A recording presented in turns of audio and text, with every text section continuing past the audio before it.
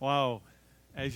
Et ça, on dit que c'est un avant-goût parce que au ciel, j'essaie de m'imaginer ce que ça va être. Ça va être, wow! On ne voudra plus s'en aller de là, c'est sûr. C'est sûr. Mais avant de dire, OK, on ne voudra plus s'en aller de là, il faut d'abord s'y rendre. Ouais. Et j'espère ce matin que le message va être capable de toucher notre cœur. J'espère aussi que ce matin, si vous ne connaissez pas le Seigneur comme votre Sauveur et votre Seigneur, que vous n'avez pas l'assurance que si vous mourrez aujourd'hui, vous allez directement dans la présence du Seigneur, j'aimerais ça qu'avant que vous partiez, vous disiez, maintenant je le sais. Si je meurs aujourd'hui, je vais être avec le Seigneur. La prière de mon cœur est l'essentiel de ce message. Au-delà du fait qu'il est dans les Écritures, c'est tout le message des Écritures, depuis le début de la Genèse, à aller jusqu'à l'Apocalypse. Dieu vise une chose dans tout ce message, c'est qu'on le connaisse et qu'on connaisse son salut en Jésus-Christ. Et que par cela, on passe une éternité avec lui. Ça se résume facilement, mais ce n'est pas toujours simple. Est-ce qu'il y a longtemps que vous avez eu le bonheur de conduire une âme au Seigneur?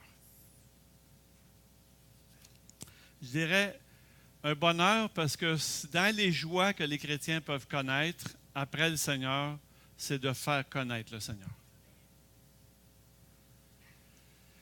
Parce que le Seigneur nous apporte tellement qu'on ne peut pas cacher ça. Lorsqu'on a compris qui est le Seigneur et ce qu'il nous a apporté comme bénédiction, c'est impossible qu'on ne soit pas capable de le dire à quelqu'un d'autre. L'apôtre Paul disait, « Je sais en qui j'ai cru et c'est pour ça que j'ai parlé. C'est pourquoi j'ai parlé. » Alors, on est dans notre épître aux Colossiens. On est dans les derniers avertissements, je dirais. Après ça, c'est les salutations, tout ça. Donc, ça va être la fin de notre épître qu'on fait comme étude il y a quelque temps. Et je vous pose la question, est-ce que ça fait longtemps que vous avez eu ce bonheur-là d'avoir le privilège de conduire une âme au Seigneur? Savez-vous même que peu de chrétiens ont ce privilège de conduire au Seigneur? Il y a une statistique dans le milieu évangélique qui dit que seulement 20% des chrétiens amènent 80% des non-croyants au salut. 20% des chrétiens conduisent 80% des âmes au Seigneur. Pourquoi? Qu'est-ce qui manque à notre évangélisation pour que nous soyons tous capables de conduire quelqu'un au Seigneur? Ce matin, on n'embarquera pas dans toute la dimension culpabilité. C'est pas ça qu'on a besoin. On a besoin d'un encouragement. Et de tout mon cœur, je vais essayer de vous encourager le mieux que je peux. On va lire ensemble le texte dans les Écritures, dans Colossiens, dans le chapitre 4, les versets 2 à 6. Ça nous dit dans Colossiens 4, 2 à 6, « Persévérez dans la prière, veillez-y avec action de grâce, priez en même temps pour nous, afin que Dieu nous ouvre une porte pour la parole, en sorte que je puisse annoncer le mystère de Christ, pour lequel je suis dans les chaînes, et le faire connaître comme je dois en parler. Conduisez-vous avec sagesse envers ceux du dehors, et rachetez le temps. Que votre parole soit toujours accompagnée de grâce, assaisonnée de sel, afin que vous sachiez comment il faut répondre à chacun. » Notre texte ici se divise en deux parties. Chacune de ces parties nous donne une clé qui va nous permettre une évangélisation efficace ou un témoignage plus efficace. J'espère. La première clé pour avoir un témoignage efficace, c'est, on vient de le lire, la prière. La prière, c'est la première clé. Prier. Le contexte de notre passage, même, cette prière nous dirige vers l'évangélisation. Regardez quelques mots-clés. Porte ouverte, annoncer le mystère de Christ, le faire connaître, conduite sage envers ceux du dehors. Donc, c'est certain que la prière et l'évangélisation, c'est le contexte de notre texte, vont ensemble. La première clé pour nous permettre justement d'atteindre des personnes, il faut prier. C'est la clé. Il n'y a pas de porte ouverte, pas d'âme qui viennent au salut, il n'y a pas de faire connaître efficacement sans qu'on ait une vie de prière. Pourquoi? Parce que le salut, l'évangélisation, c'est l'affaire de Dieu. Nous, on fait juste l'accompagner là-dedans. Dieu nous utilise comme des ambassadeurs, mais c'est lui qui fait l'œuvre. Nous, on sème, on arrose, mais lui fait croître. C'est lui qui convainc. C'est lui qui sauve. C'est lui qui transforme les vies. Mais ici, Paul ne met pas en doute même que les chrétiens prient, mais comment ils prient? Est-ce qu'ils persévèrent dans la prière? Pour qu'il le mentionne, c'est que c'est facile de se relâcher. C'est facile d'arrêter, de se décourager, de croire que la prière va emmener quelque chose. Pourquoi? Parce qu'on n'est pas toujours exaucé, ou plutôt, on n'a pas toujours les résultats qu'on espère dans nos prières. Je vous donne plein d'exemples si vous voulez. On prie pour une guérison une journée, on s'attend à l'avoir dans l'après-midi ou plus tard, puis ça n'arrive pas. Qu'est-ce que ça nous fait? Moi, je dis, Dieu ne m'a pas entendu. Je vis un lot de difficultés, les unes par-dessus les autres. Là, je me dis, pas moi, Dieu, comme je disais à un frère cette semaine, je dis, dis donc que Dieu est parti prendre son Beauvril. Est-ce que ça se peut? Non. Mais ça se peut, par exemple, qu'à cause de ça, moi, j'arrête de prier. On a prié tellement longtemps pour nos enfants, on a prié tellement longtemps pour notre famille, on a prié tellement de fois pour telle ou telle chose, pour que ma femme, que mon mari soit plus capable. Plus capable. Il y a plein de raisons, là, on pourrait en citer, nous autres même. D'ailleurs, dans vos moments où vous priez le moins, il y a plein d'événements qui précèdent ça, puis vous le savez pourquoi vous priez moins. Je m'arrête ici pour faire juste une petite parenthèse. Lorsque nous disons persévérer dans la prière, à qui est-ce qu'il s'adresse? J'essaie de faire un peu comme Pasteur Serge, tu sais, de vous teaser un petit peu, vous titiller. Je ne serai pas long, moi, par exemple. Lui, il prend du temps il prend du temps à répondre, lui, là, mais moi, je vais vous le dire tout de suite. Ou même à qui s'adresse la lettre? Hein? Aux Colossiens. Mais aux Colossiens, AUX, ce n'est pas aux Colossiens individuellement. Quand il nous dit persévérer dans la prière, c'est à toutes nous autres qui parlent. À toutes nous autres comme Église. Pas à moi personnellement, mais à moi inclus dans l'Église. Je dirais d'ailleurs, la plupart des textes, dès qu'on parle de l'Église dans le Nouveau Testament, comme dans l'Ancien Testament, qui était question du peuple de Dieu, on parlait du peuple de Dieu. Le Seigneur bâtit son Église. Il ne bâtit pas ma personne, il bâtit l'Église dans laquelle ma personne se trouve. Et c'est important de le comprendre parce qu'au lieu de toujours traduire moi, qu'est-ce qu'il faut que je fasse pas, dites-vous que tout le monde a la même responsabilité donnée par Dieu. Et donc, ce que je comprends, s'il n'y a pas d'âme sauvée possible, si l'Église ne prie pas ensemble, et je ferme la parenthèse. Dans ce verset 2, Paul nous donne 3 petites lignes directrices. Nous devons d'abord persévérer dans la prière. Littéralement, ça veut dire persister, continuer, être attaché à. On doit persévérer là-dedans. Romains 12 nous dit persévérer, encore là au pluriel, dans la prière. Et nous voyons dans Actes 2, 42, comment l'Église primitive priait, comment c'était important pour cette Église au début. Et il persévérait dans l'enseignement des apôtres, la communion fraternelle, la fraction du pain et dans les prières. C'est important pour eux. C'est comme s'ils avaient réalisé que la prière, pour eux autres, C'était l'essentiel pour être capable de faire quelque chose. Paul disait aussi, je puis tout par celui qui... Ben oui. C'est comme s'il disait, si je n'ai pas celui qui me fortifie, je ne peux pas. Et Jésus disait, sans moi, ben oui, vous les connaissez toutes, les versets. OK, moi j'ai fini. Luc 18 nous dit, quand Jésus enseigne la parabole du juge inique, puis il donne même la raison pour laquelle il donne cette parabole, Jésus, dans le but de montrer qu'il faut toujours prier et ne pas se relâcher, se lasser ou arrêter. Dans le but de... Puis il donne l'exemple justement d'un juge qui n'était pas fin, puis il y a une madame qui venait à tous les jours, qui disait « Hey, rends-moi justice ». Le juge ne l'écoutait pas. Mais il a fini par exaucer sa prière. Pourquoi? Pas parce qu'il était fin aujourd'hui, non. Parce qu'elle fatiguait. Elle y cassait la tête. Puis là, il était tanné de l'entendre à tous les jours. Maintenant, est-ce que ça veut dire que nous, quand on prie, c'est ce qu'on fait? On est en train d'y casser la tête, puis il va finir par nous exaucer parce que je ne l'offrerai pas. C'est pas ça, non. Le Seigneur n'est pas méchant. Il n'est pas inique. Au contraire, Dieu répondra-t-il pas promptement? C'est ça que ça dit. Il ne répond pas toujours de la manière qu'on veut. Ça, c'est pas grave. On ne devrait jamais s'empêcher de continuer de prier, parce qu'il nous dit ici de prier, de persévérer dans la prière.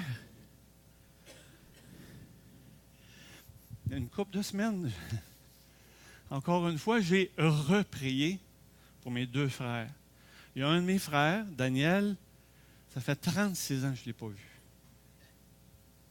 Et mon autre frère, Serge, ça fait 30 ans que je l'ai vu, et depuis ce 30 ans-là, je l'ai vu une fois. Alors j'ai dit, Seigneur, il me semble que ça serait le fun que je les revoie.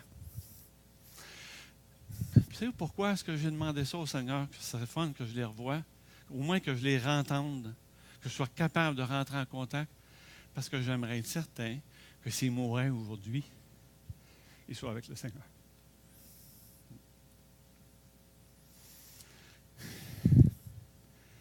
Au bout de 30 ans, le Seigneur m'a exaucé. On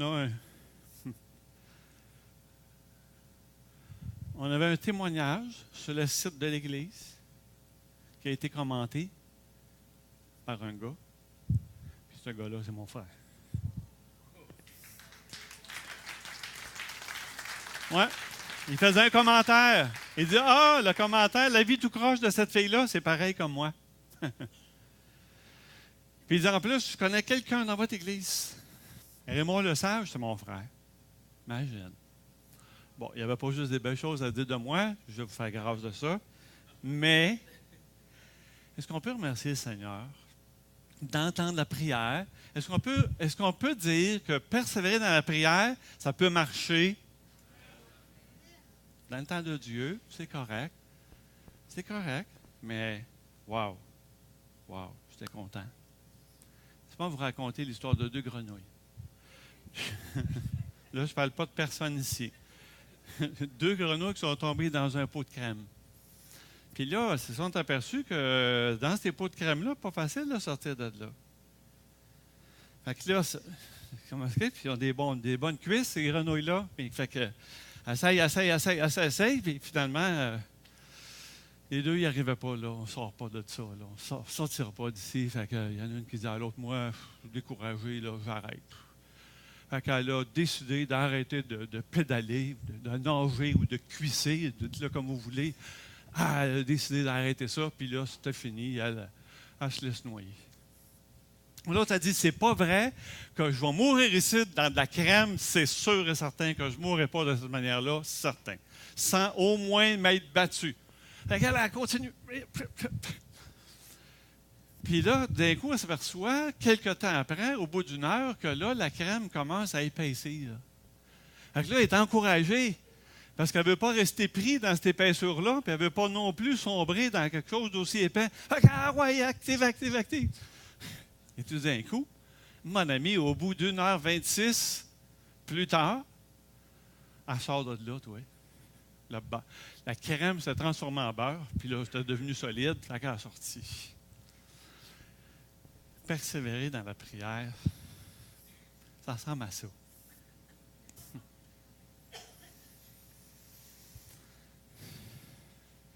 Il y a un résultat. On ne sait pas quand est-ce qu'il va arriver, mais il y a quelque chose qui va arriver. Au temps de Dieu, persévérer dans la prière.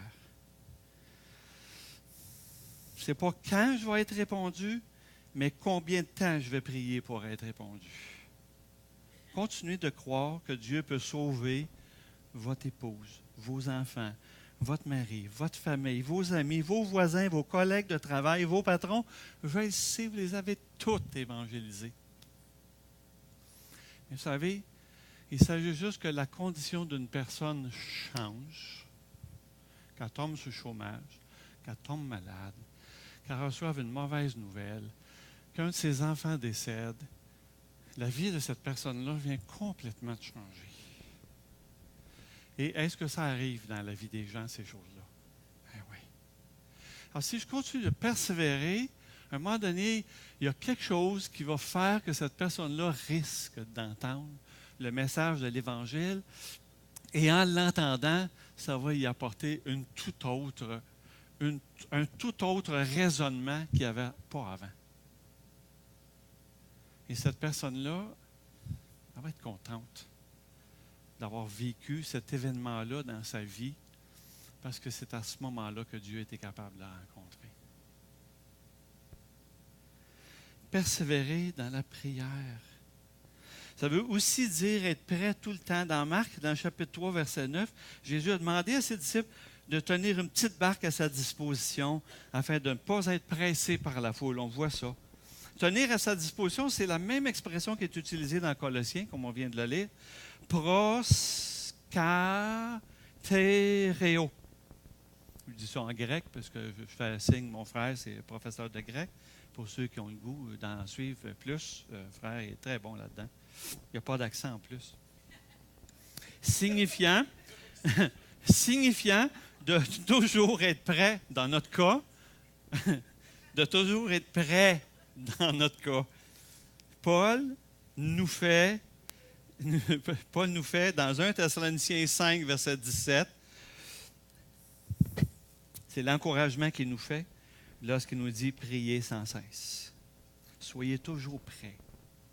En d'autres mots, il n'y a pas de temps, il n'y a pas d'heure, il n'y a pas de journée spécifique pour prier, une partie de la journée ou non. Le mot d'ordre, c'est n'importe quand, n'importe où, n'importe quelle situation. Nous, on peut prier. On peut entrer, en d'autres mots, dans la présence de Dieu. Michel Gagnon, lève la main, s'il te plaît, Michel. Ah, il est parti, elle n'est pas bien. Il était ici ce matin, il a reçu un diagnostic il n'y a pas longtemps, un diagnostic d'une maladie, possiblement un cancer. Puis quand il nous en a parlé, d'ailleurs, il nous en a parlé lorsqu'il a été baptisé, quand il nous en a parlé la première fois, on a prié. Je me disais, quand est-ce qu'il fallait prier pour ça? Là, maintenant, au moment où on l'entend, cette chose-là, il faut prier. La réponse est là. Puis la réponse a été, il y a eu une guérison. Hey, c'est le fun. Une semaine après, il y a une guérison. 2 semaines après, il y a d'autres choses. Quand est-ce qu'il faut prier? Là, à toutes les fois, c'est le sens ici qui nous dit de persévérer en tout temps, n'importe quand, tout le temps.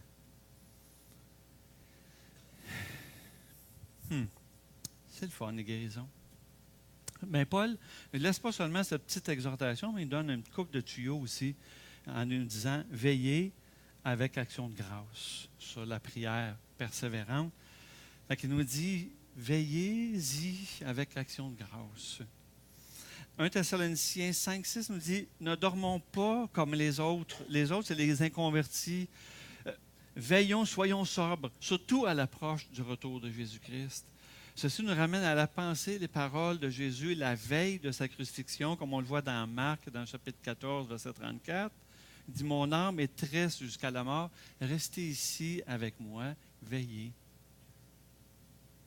Il donnait aux apôtres et ceux qui étaient avec lui une belle occasion là, de prier, de veiller avec lui.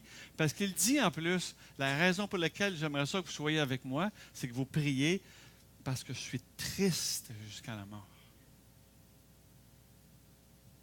Verset 38 nous dit, puis veillez, parce que là, vous le savez, il s'est endormi, il réveille, il s'endorme, il réveille. Priez afin que vous ne tombiez pas en tentation, car, il dit, l'esprit est bien disposé, mais la chair est faible. Alors, il voulait qu'on prie pour lui, mais en même temps, prier pour eux. Puis il en avait besoin, parce que, vous le savez, le reste de l'histoire, c'est quelques heures plus tard, parce qu'il n'a pas été capable de prier 1 heure avec lui. Il reniait le Sauveur un petit peu plus loin. Veiller, c'est justement ça. Rester comme en état d'alerte constant, pas assoupi, sans se relâcher, sans baisser la garde. Étant conscient de ce que nous sommes, on est quoi nous? On est des pécheurs. Sauvés, oui. Ayant le Saint-Esprit, oui. On est encore des pécheurs et dans notre nature, on a encore des luttes, on a encore des difficultés, on a encore besoin d'être allumé, on a encore besoin d'être averti parce que notre nature humaine nous entraîne continuellement vers le bas. Même si la nature divine nous amène vers le haut, il reste que quelque chose qui est comme terrestre, puis c'est notre corps, puis lui, il a de la misère à se soumettre à ce que Dieu veut. Et si je prie, je vais avoir plus de facilité à aller vers le ciel, à vivre comme le ciel. La Bible nous dit, on peut être attiré par toutes sortes d'affaires, le monde, etc., etc. Mais on a un ennemi qui est autour de nous autres, qui cherche aussi, qui va dévorer. Oui. On en connaît aussi plein de gens qui sont autour de nous et qui ont abandonné le Seigneur après avoir connu le Seigneur d'une belle façon. D'avoir réévangélisé maintenant, là, ils ont baissé la garde, ils évangélisent plus, ils prient plus, ils ont littéralement refroidi ceux-là pour lesquels l'Église, on doit prier. On doit se battre. Dites-moi lequel de ces deux soldats est le plus réveillé. Celui qui est en train de faire des manœuvres en ce dimanche matin à Valcartier, ou bien celui qui est en train de se battre en Afghanistan ou bien non, en Syrie contre l'État islamique. Qui est le plus en alerte ce matin? Oui, le deuxième. Pourquoi? Parce qu'il est conscient de son combat. Il est conscient de sa vulnérabilité. Il est conscient que s'il baisse la garde, il est mort.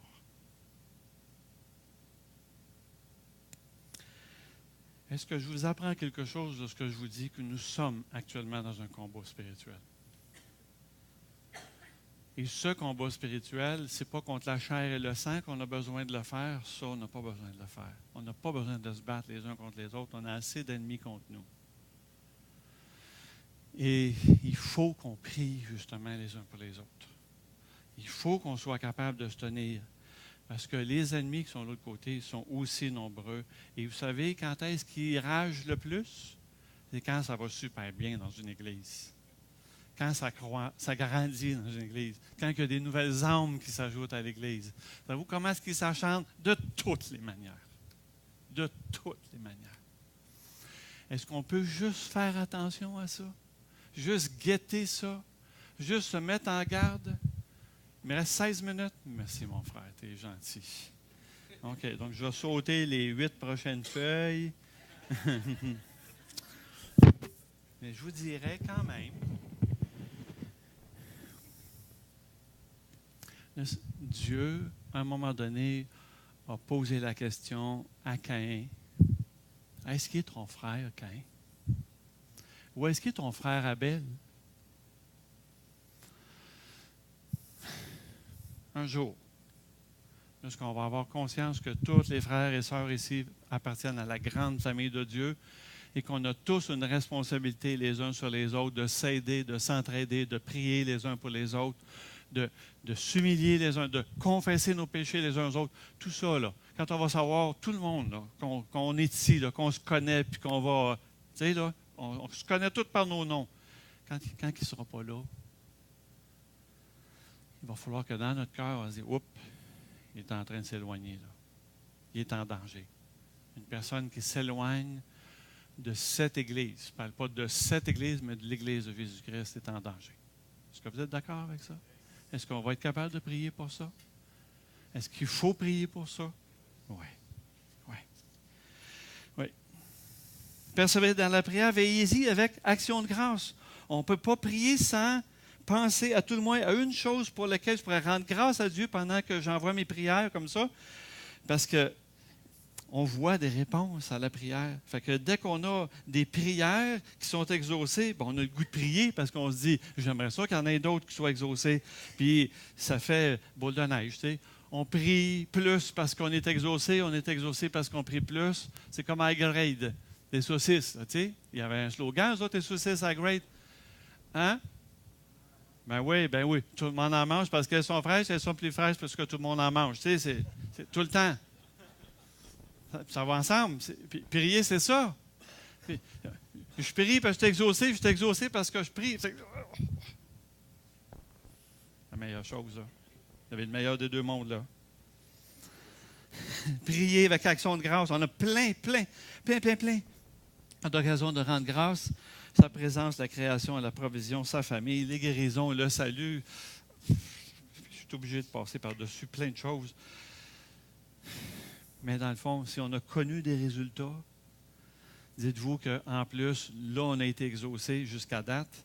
Mais comme Luc Dumont disait la semaine passée, dimanche dernier, il existe autre chose. Il existe encore plus que ça. Est-ce qu'on peut croire qu'il reste dans la ville de Granby et autour plus que 300 personnes encore qui ont besoin de rentrer ici? Ben oui. On est une ville d'à peu près 60 000 personnes. En tout et partout, dans toutes les églises qu'on a ici, il y a 3 000 personnes. Est-ce qu'il reste de la place? Est-ce qu'on aimerait ça qu'il y en ait 2 fois plus ici? Ben oui. Que je n'entende pas quelqu'un dire, « Ah, ben oui, je suis assez grosse, là, on est assez de monde. » Le verset 2 pose la question, « Prions-nous encore? » Parce que moi, je vais être à temps plein, là, à un moment donné, ici. Là.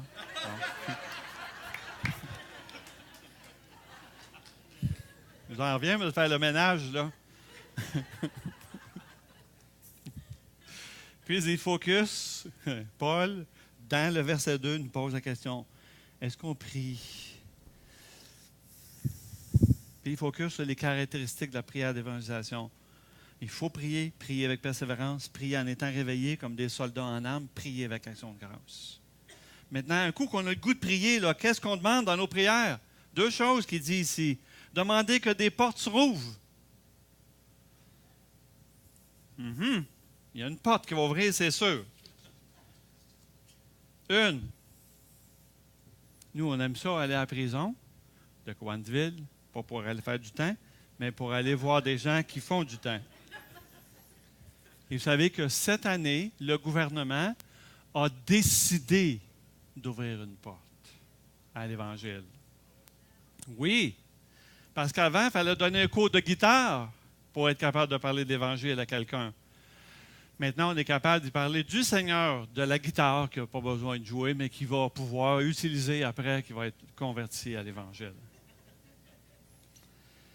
Et j'aimerais ça que vous priez pour que des gars comme Jonathan, des Claudette Claudette Poulain, des Robert Giguère, des Ron McKay, des Raymond Lesage, puis tous les autres qui vont au peine, que Dieu leur ouvre des portes.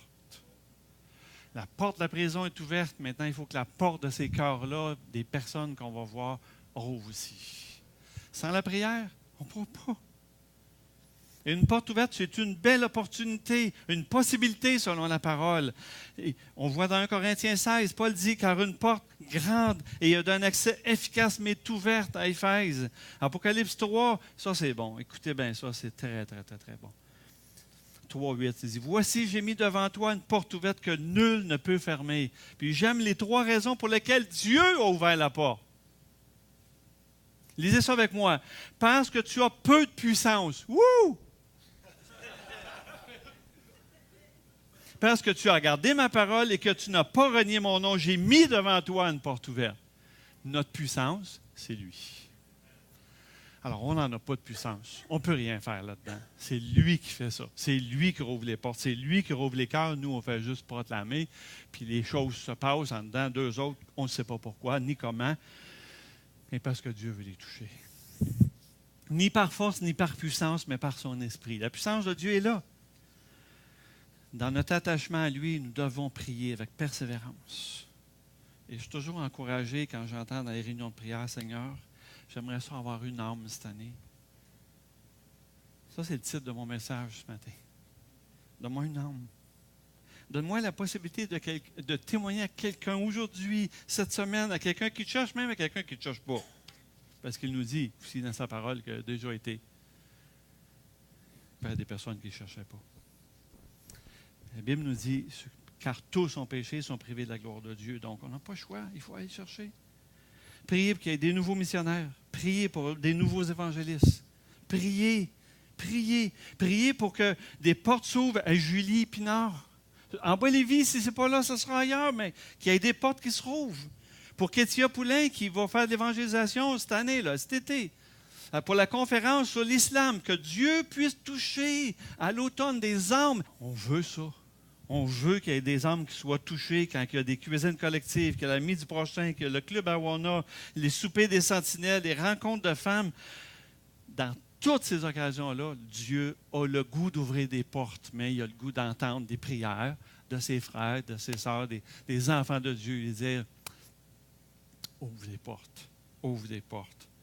La deuxième chose, pas juste ouvrir la porte, mais aussi que le message soit clair.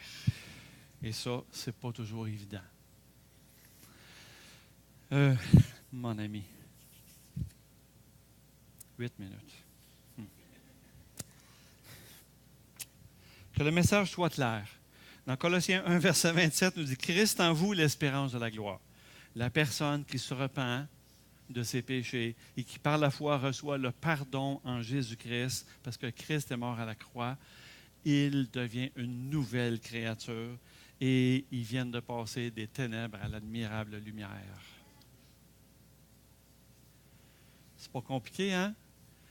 Dieu, ce matin, ça se peut qu'il vous parle quelque part.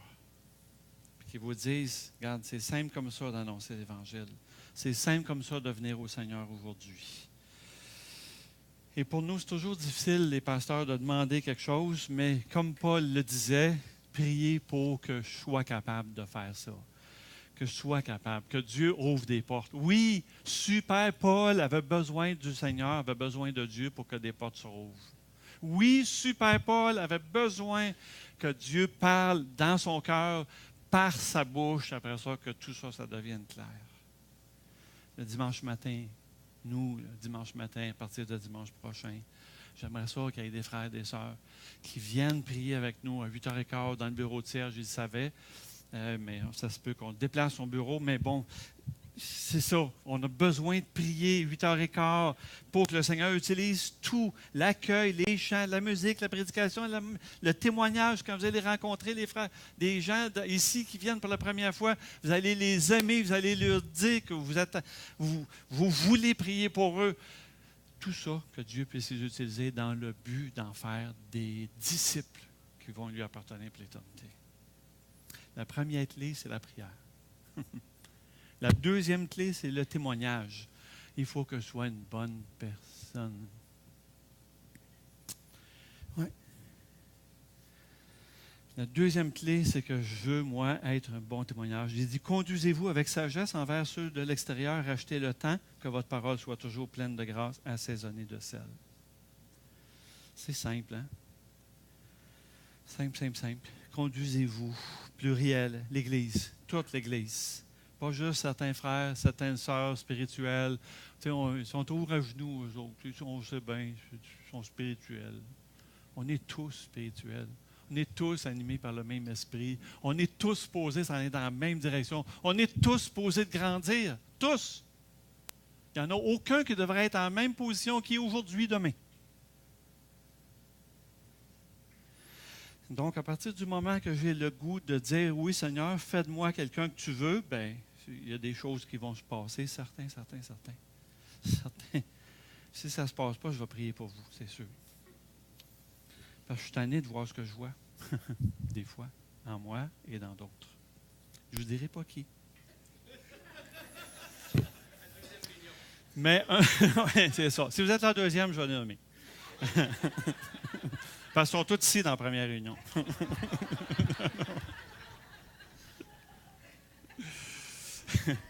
Prenez donc garde de vous conduire avec circonspection, soigneusement, non pas comme des insensés, mais comme des sages. Rachetez le temps. Rachetez le temps. Rachetez le temps, ça veut dire en faire le plus possible pour le temps que j'ai. La même chose quand que la semaine, le 2 semaines, non, le 3 semaines, le beurre était à 2,99 chez Super C. Je dis 2,99, ça n'a pas d'allure. J'en prends autant que je peux. 8. C'est le maximum que j'avais le droit d'avoir. Mais j'étais avec quelqu'un d'autre, c'est pour ça que j'étais capable d'en avoir 8. D'habitude, c'est 4. Mais l'idée, c'est celle-là. Fais-en le plus que tu peux avec le temps qui te reste. Il t'en reste combien de temps, mon frère, ma soeur? Pas gros. Pour plusieurs, là, encore moins. Puis, en plus, comme vous ne savez pas quand est-ce que le Seigneur va venir nous chercher, alors on ne sait pas le temps qu'il nous reste. Est-ce qu'on est capable, dans la prière, de dire, Seigneur, fais le maximum que tu peux avec nous autres? Amen. Oh, je suis content d'entendre ça. Parce que c'est ça que le Seigneur veut faire. Il nous reste peu de temps. Maintenant, il ne faudrait pas que quand la porte est ouverte, parce que mon comportement et mes paroles viennent toutes refermer.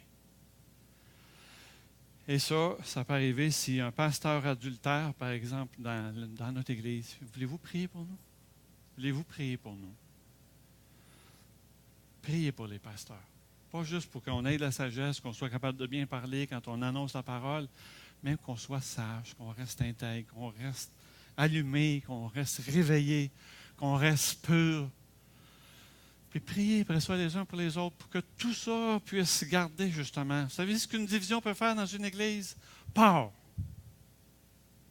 Vous allez détruire les uns par les autres si vous vous mordez les uns les autres. Alors, prière. Ou vous faites enlever les dents, ou bien vous faites attention avec. Une femme, un homme qui a un mauvais caractère, c'est épouvantable. Je vous le dis, c'est épouvantable. Oui. Oui. Je ne vous dirai pas qui, là, mais... Rachetez le temps. 2 minutes. Je m'en viens bien. C'est bon, je suis rendu quasiment à ma dernière page. Ayez des paroles accompagnées de grâce, assaisonnées de sel. Ça, j'aime ça. Je vais vous donner juste une illustration pour vous témoigner comment est-ce que ça peut venir facile. Derrière l'automobile d'un chrétien, il y avait une petite affiche, une petite pancarte où c'était écrit « Si vous êtes chrétien, klaxonnez ». Alors, cette voiture du chrétien qui demandait aux autres chrétiens de lui klaxonner est à un feu rouge à un moment donné. Et un autre chrétien qui est juste là, qui voit la petite affiche, klaxonne. Et puis, parce qu'il a klaxonné, ben, le frère d'en avant baisse la vitre en hurlant « Tu vois bien que le feu il est rouge! »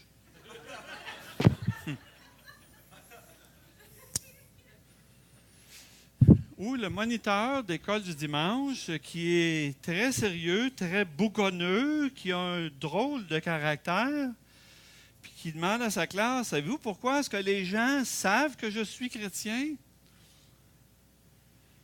Il y a un enfant qui ose lever la main, puis qui dit, probablement parce qu'ils ne vous connaissent pas, monsieur.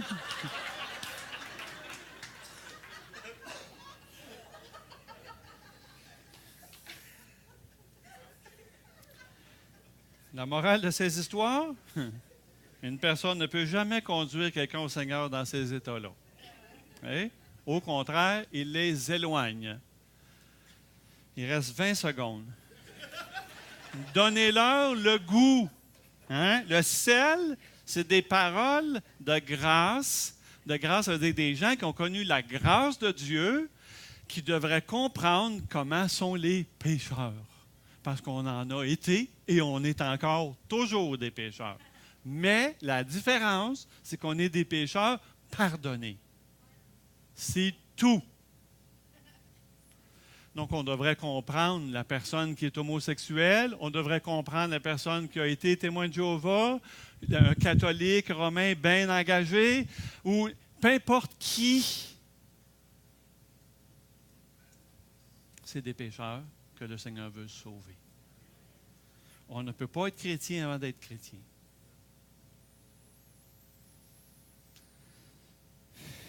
Pierre, 1 Pierre nous dit dans le verset 3, chapitre 3, 15, « Étant toujours prêt à vous défendre avec douceur, respect, devant quiconque vous demande raison de l'espérance qui est en vous. » Vous savez, ça veut dire, avec des phrases, là, comment ça que je t'entends jamais sacrer, toi? Tu sais, on suscite la question. C'est comme juste, on n'a pas commencé à témoigner qu'on témoigne déjà. Juste parce qu'on est, parce qu'on fait. On n'a pas besoin d'en parler. Parce que des fois, ce qu'on fait parle plus fort que ce qu'on dit.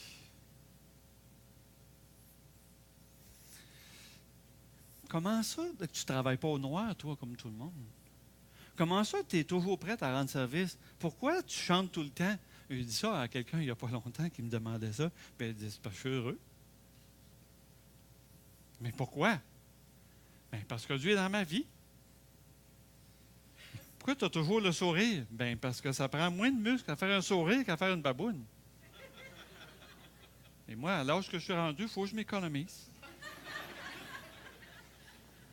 Pourquoi est-ce que tu demandes toujours une facture? Sans facture, tu sauverais les taxes. Et on pourrait continuer comme ça, hein? C'est un bon témoignage. Un bon témoignage. En partant du fait que Dieu est celui qui est la source de ce que je suis aujourd'hui et que pour rester ce que je suis aujourd'hui, j'ai toujours besoin de revenir à lui. Priez avec persévérance, veillez-y, avec action de grâce. Puis en étant des bonnes personnes. C'est lui qui va être capable de faire ça, là. Il va faire de nous autres des bonnes personnes. N'ayez pas peur, là. Si vous êtes vraiment sincère avec lui, là, il va vous dire, là, il peut vous transformer, là, mais vraiment. Et est-ce que c'est ça qu'on veut? Amen? On va prier.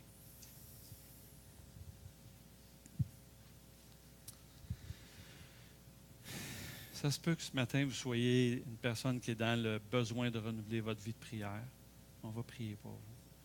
Vous avez besoin de guérison, vous avez besoin du salut, l'assurance de votre salut, vous avez besoin de Dieu pour renouveler vos pensées, que vos paroles de grâce sortent de votre bouche. Oui, on va prier pour ça. Vous avez une liste de personnes que vous aimeriez même mettre devant le Seigneur parce que vous dites, bon là, oui, je pense que je vais les renommer devant toi, Seigneur. Seigneur, on veut se présenter devant toi en toute humilité, sachant que toi, tu es celui qui est le plus fort, tu es celui qui sauve, tu es celui qui peut tout, et c'est pour ça qu'on veut s'approcher de toi. Mais on veut non seulement s'approcher de toi pour avoir une bonne communion intime avec toi, mais on veut la développer de plus en plus. On veut te présenter, Seigneur, nos vies, pour que nos vies, Seigneur, tu les transformes à l'image de celui que tu veux, Jésus. Seigneur, on aimerait que toutes nos vies soient à ta ressemblance. On a besoin ici, Seigneur, aussi que les gens qui ont besoin de guérison, Seigneur, tu puisses les toucher.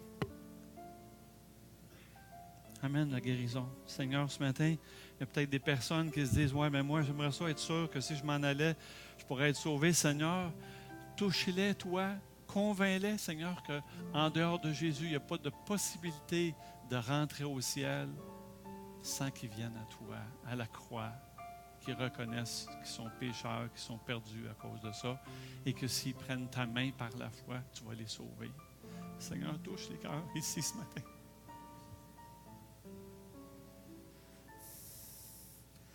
Il y a des personnes pour lesquelles on prie depuis des années. Seigneur, on veut continuer de prier avec persévérance, avec action de grâce, parce que tu nous as exaucés tellement de fois. On veut croire que tu es encore un Dieu qui est capable de tout faire aujourd'hui.